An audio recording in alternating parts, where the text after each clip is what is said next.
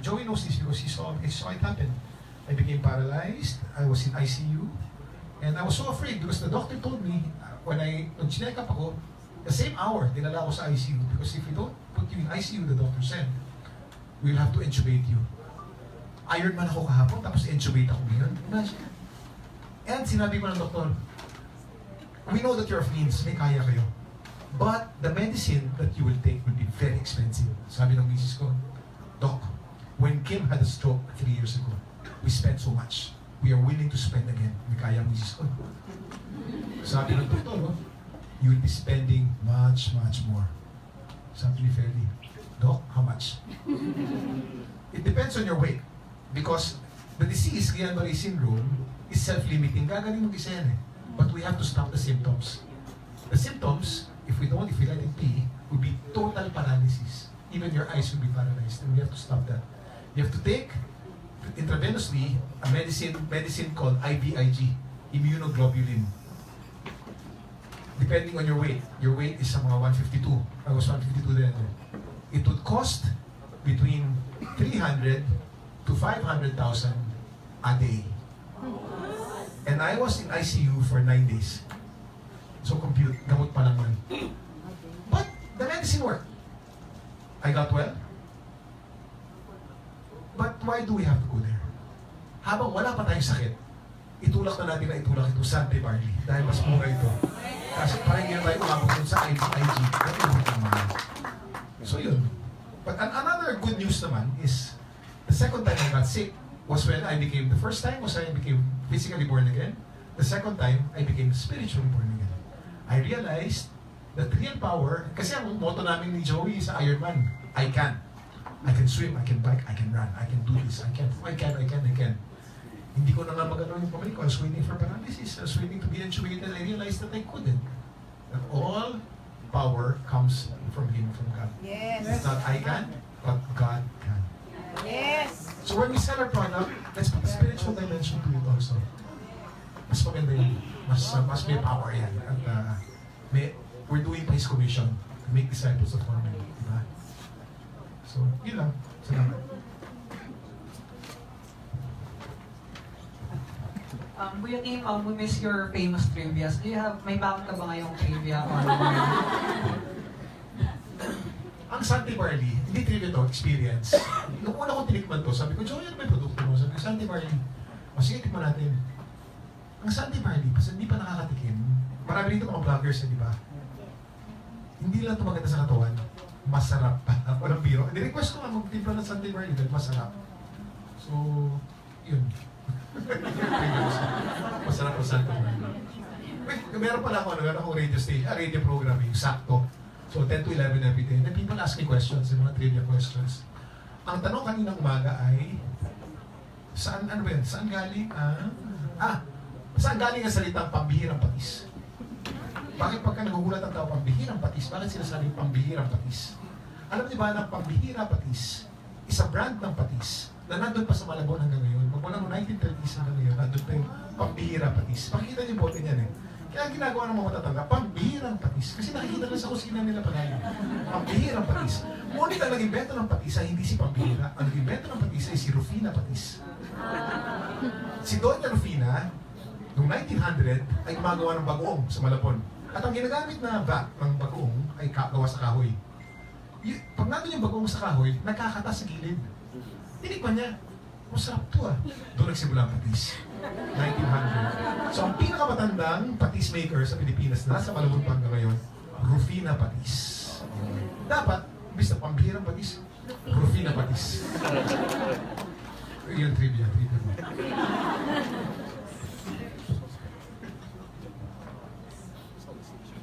Hi, good afternoon. I'm Eric from Team Runner Rocky.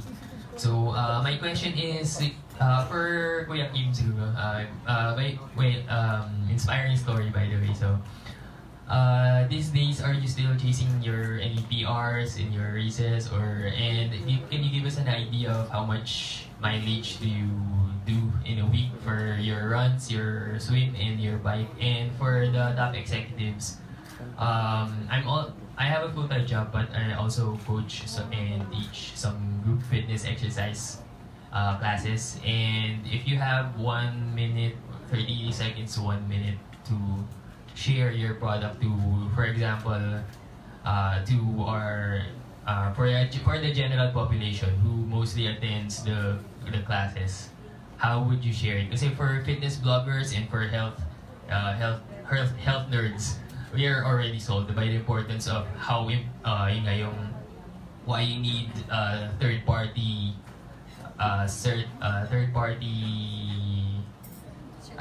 certified product na kasi that would mean walang conflicts of interest, diba, from the farmers and yun. So we already know the importance of that and how yung soil, it's rich in nutrients.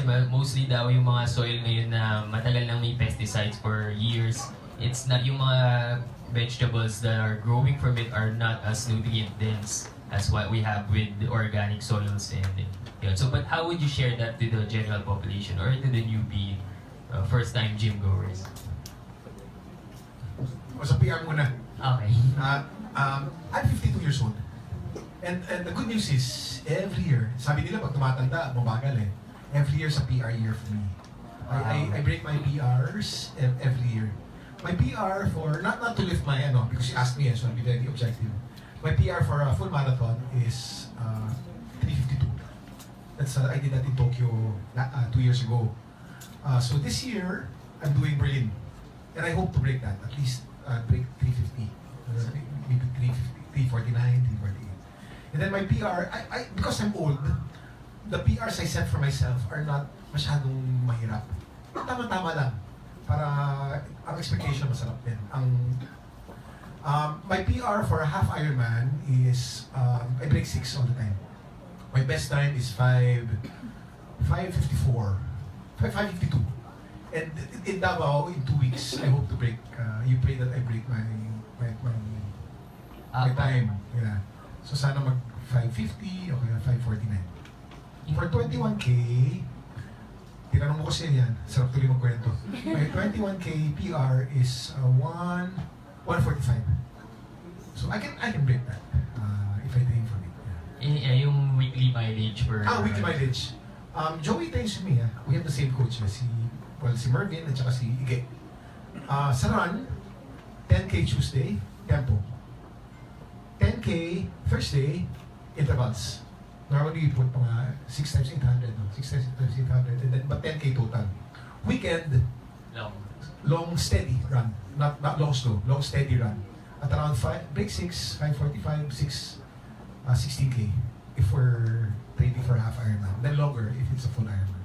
Swim, 2K, 2K, 2K.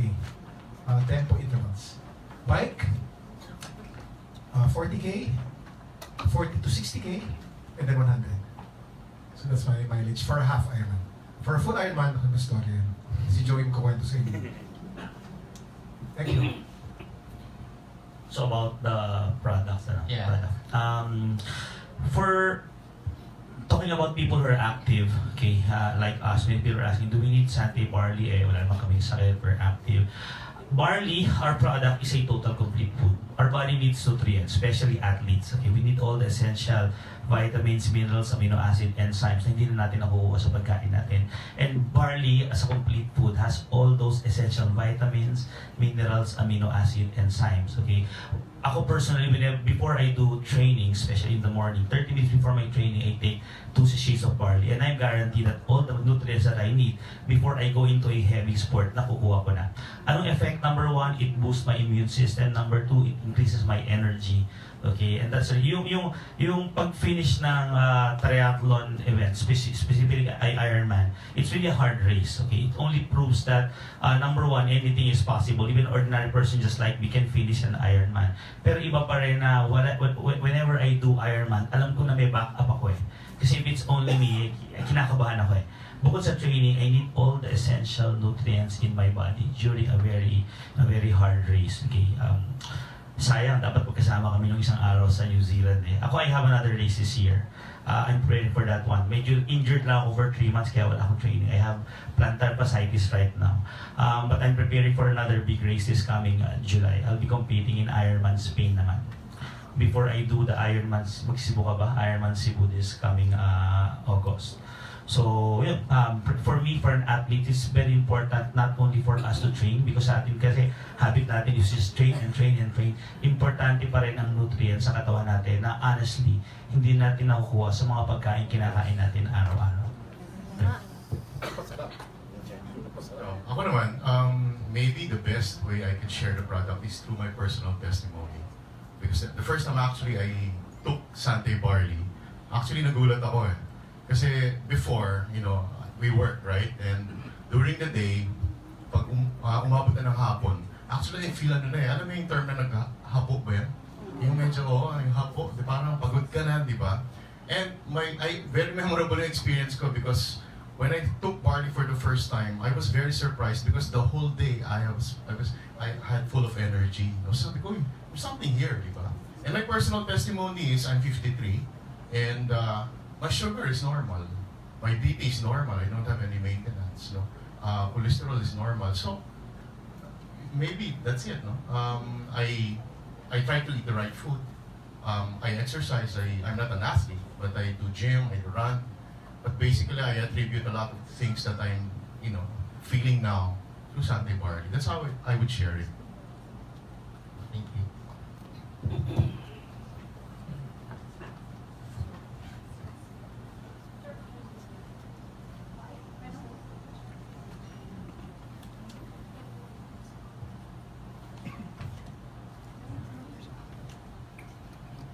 Hello, good afternoon po. This afternoon, two focal points kasi ng very important event na to. No? One is your contract signing with Sir Kuya Kim, idol namin lahat. And I have a question for you. For me? Yes. Wala namang kinalaman sa showtime, ano? Alam niyo, 2 taon na ako wala sa showtime. Hanggang tinatanong pa rin ako, ba't wala ka sa showtime? Yeah, go please. Kasi naka-inspire ko yung story nyo. How you were, paano nakatulong yung Sante barley sa buhay nyo. But most importantly, yung paano nag-transition yung life nyo from the first time to the second phase na binigyan kayo ng second chances, second chance ng Lord. Ngayon, ang question ko is, for us here na nag-educate and nag-share about Sante barley, there are sometimes na may roadblocks kami in educating yung client or yung kausap namin na we don't go against yung Western medicine. Now, can you help us share based from your experience kung paano nagkaroon ng paano nakatulong ang Western and then our product as nutraceutical sa case nyo and paano kami makapag educate ng maayos na hindi nakakatapa or parang disclaimer, kumbaga. Ito naman produkto natin, hindi naman to pure Eastern, Western din to eh. Ang nutrients, ang preventive medicine at ang pag-inom ng nutrients sa katawan, it's very Western. Pag sinabi mo kasing Eastern, may pagka-esoteric, pag ininom mo yan, tataas ang chi energy mo. Ano yan? But for me, the best way to engage your customer is to engage them emotionally first. Kaibigan, na. Mas madali magpaliwanag pagka nahuli mo ang loob. Kasi madali naman ibenta yung produkto eh. Pero pag huliin mo muna yung loob, pag hinuli mo sa utak, at pinaliwanag mo kung gaano kaganda yung produkto, hindi pa nahuhuli yung puso, hindi bibilin. Pero pag hinuli mo yung puso, madali magpaliwanag. Tatawanan ka na lang habang buo. That's my experience. Tinatanong mo ko eh. But the technical way to do it, nandito si Paul at si Joey. Pwede explain sa'yo. So, in short po, nahuli po ni Sir Joey ang inyong puso. Yes! Pwede. Pero mas nahuli ni Karen ang puso ni Joey. Okay, thank you, sir. Second question, okay lang po. Second question naman regarding sa BioGrow certification natin, which is also part of this afternoon's event, right? Now, I want to ask naman, since we are gearing towards expanding our business abroad or cross-border, and now we are now certified by BioGrow, the very first and the only Filipino-owned company na tayo ang na-certify. Now, how can we, ano yung magiging tawag nito, kung there are several products out there, just bear with me, no, na sa Europe, no, na medyo upscale din ang market. Now, paano lumevel up si Sante Barley because of Biogrow certification, di ba? So, ito ba ay gearing towards our competitive advantage against or amongst our competitor na products na organic din? Because si Biogrow is mataas na tawag nito, international agency na nagsicertify ng organic products. What is our See, competitive? Biogrow New Zealand is the biggest certifier of organic products from New Zealand, and it's being governed by IFOAM. IFOAM is the International Federation of Organic Agriculture Movement. Okay, so rin nag-govern ng lahat ng mga movements in different countries. So whenever we go, if we have that Biogrow seal, it's a sign of excellence. Parang ganon. Number one, are we doing this to compete with any other company? No, that's not who Sante is. We never compete with anyone. Okay, our goal is to be known worldwide as the barley authority. So whenever you go outside, you talk about Sante, it's barley. We talk about barley, it's Sante. Yun ang goal natin. We're not, hindi tayo pa-certify just because we wanted to compete not only with local brands but with international brands. That's not the objective. Ang goal lang natin for you, our distributors or business owners, that whenever you go outside, may seal of excellence ka na. That your product, not to compete with any other companies, but your product has a seal of excellence and is accepted globally as a certified organic product. Gusto namin kayong magkaroon ng selling point again, to market your product but not to compete with any other brands or company. The goal is so simple, to be the barley authority. Worldwide, very soon, when you talk about Sante, it's barley. You talk about barley, it's Sante. Sa nagsimula yan sa Pilipinas, and we have to be proud of that. Yes. We will be entertaining our last question. Hi, I'm Arvin. I have taken barley of a different brand, and I understand perfectly how it is beneficial for our health. I have questions regarding Sante barley. Of your different products, what are the differences of each in terms of purpose and function? And how much does it cost for our recommended daily intake? And at ano pa pong magagawa ng ibang products? I understand you have powder and capsule. And how much does it cost to take? For daily intake, recommended daily intake. Thank you.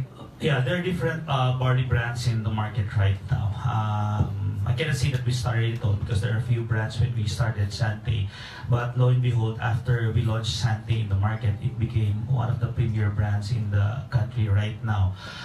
We have other products, yes. Although our main products is still yung top two.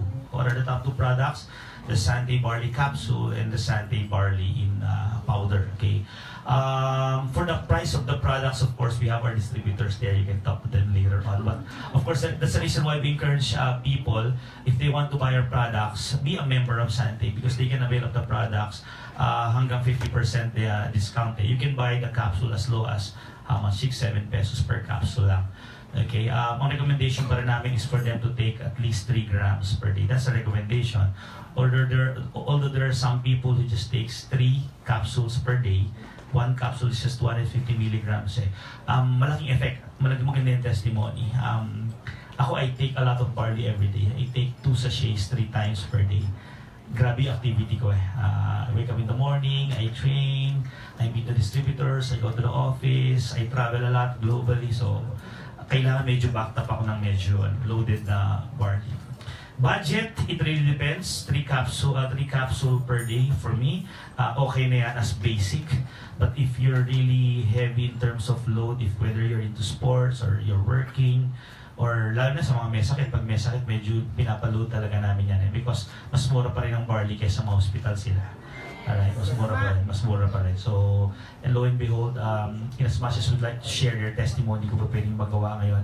Remember, partners, okay, our product is still a food supplement. We cannot claim anything. Okay, it's just that overwhelming talaga because we've been receiving a lot of testimonies, not only in the Philippines but all over the globe. Okay, so Yeah.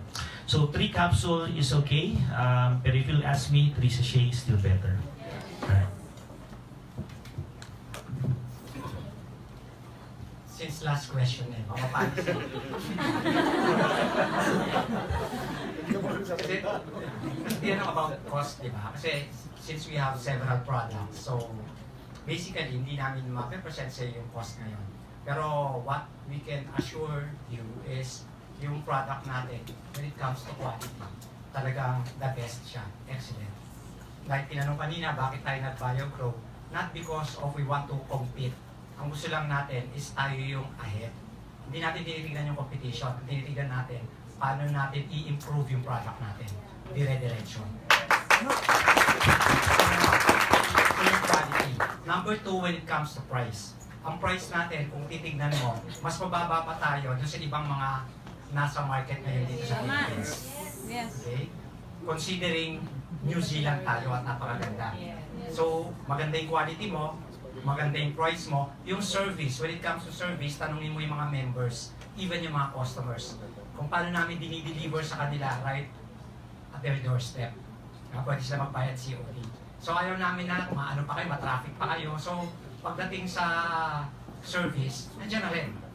And of course, value.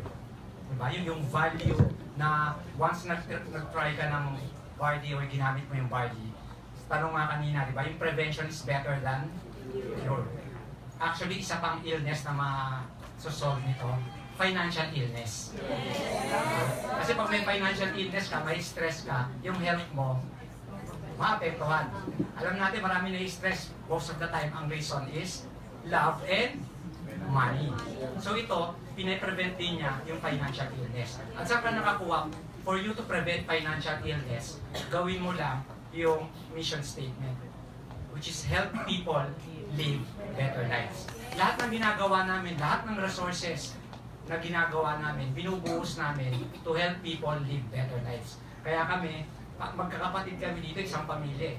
Basta hindi kami nagkakamali as long na lahat ng decisions, directions ng Sante International is to help people live better lives. Dagdagan ko lang siguro na talking about the other products of Sante, of course the top 2 yung pure natin barley, capsule and juice. We have other products. We have fusion coffee. It's Robusta coffee with barley. Okay. We have another variant of coffee. We call it Boost. Boost is barley coffee with tongkat ali. Alright. What else? We have a product na para sa mga gustong sumeksi. We have the green tea, okay, of green. So it has green tea with L-carnitine, with lemon, of course with barley. We also have toothpaste with barley. Wala yung fluoride, walang other harmful chemical. Okay, what else? Okay, we have green. We have fiber energy, oats with chia seeds with barley. Okay. What else? We have bago si Moment, sige, we have also soap with barley, okay?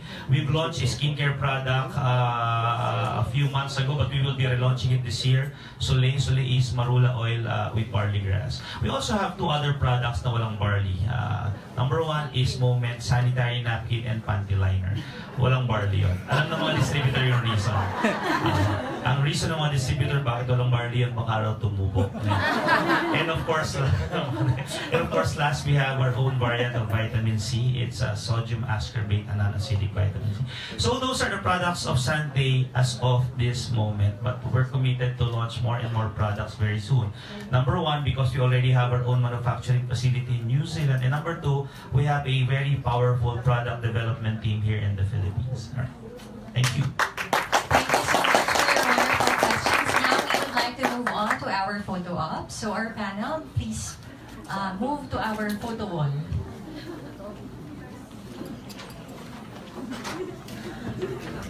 Lights, please. Thank you for watching.